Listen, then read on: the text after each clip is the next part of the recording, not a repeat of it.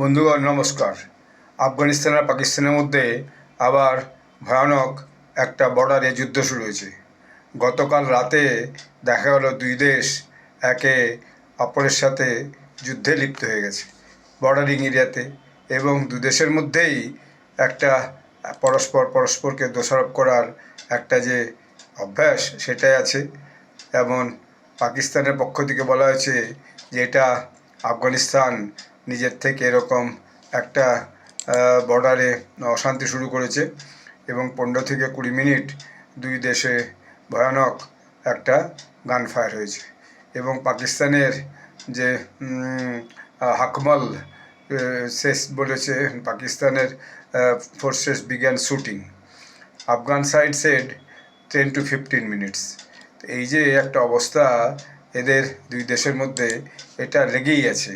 এবং আফগান রেসিডেন্টস যারা বর্ডারিংয়ে থাকে তাদের কাছে এটা একটা বড় সমস্যার কারণ হয়ে দাঁড়িয়েছে, কারণ border clashes have erupted again between Pakistan Afghanistan Taliban forces, with each side accusing the other of breaking a fragile ceasefire.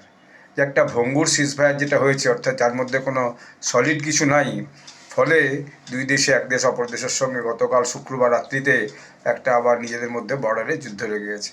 এবং যারা ওই স্পিন বদলক বর্ডারে থাকে তারা সেক্ষেত্রে রেসিডেন্টরা তারা পালাতে বাধ্য হয়েছে। এবং এটা প্রায় বর্ডার এরিয়া থেকে 1600 কিলোমিটার প্রায় দূরে, 1600 মাইল বা 2500 কিলোমিটার প্রায় যায়।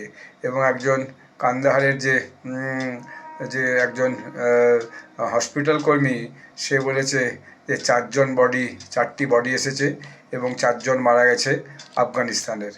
দেখেন, এটা প্রথমের দিকে বলা গেছিলো যে কোনো ক্যাজুয়ালিটিস হয়নি বা হয়েছে কিনা বোঝা যাচ্ছে না। তো এরপরে দেখা গেল দুই দেশ ব্লেম করছে।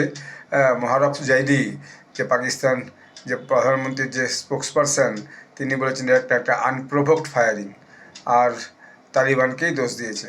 তালিবানের পক্ষ থেকে বলা হয়েছে যে এটা যে আলী মোহাম্মদ হাকমল, যেটা বললাম, head of Kandahar information department said Pakistan forces are attacked with light and heavy artillery and civilian homes had been hit by the mortar fire.